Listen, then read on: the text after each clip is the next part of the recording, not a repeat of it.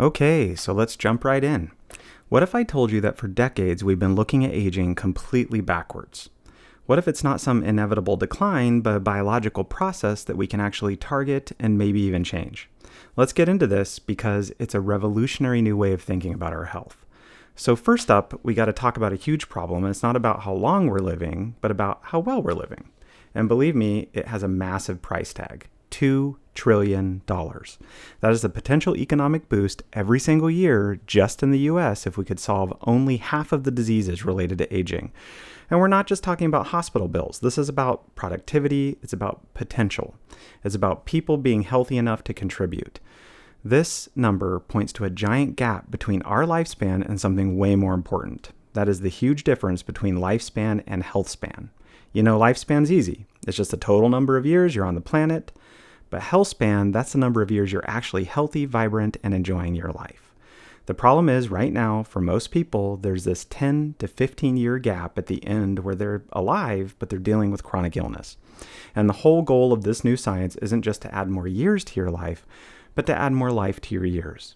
So this brings us to a whole new way of looking at aging. It's way more important than the number of candles on your birthday cake.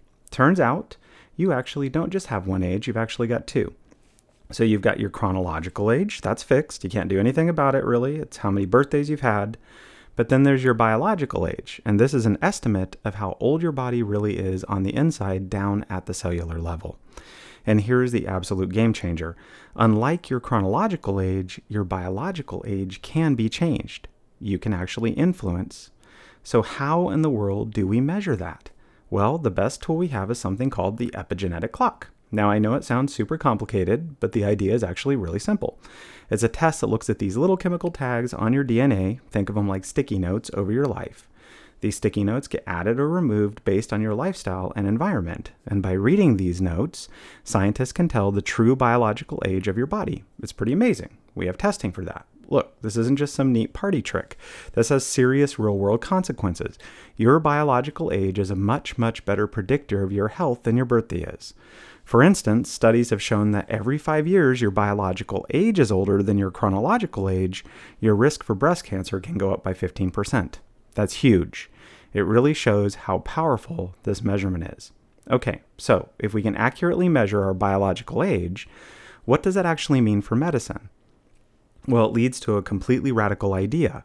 What if we've been doing it all wrong? What if we stop chasing the symptoms and start going after the root cause? And this is the heart of what's called the geroscience hypothesis. The idea is that aging itself, the process of getting older, is the number one risk factor for almost all the bad stuff. Heart disease, cancer, diabetes, Alzheimer's. So instead of just trying to fight each one of those battles individually, what if we just targeted the aging process that's driving it all? This is a massive shift in thinking, and traditional medicine is basically a game of whack-a-mole, right? A disease pops up, you hit it with a drug, another one pops up, you hit it with another drug.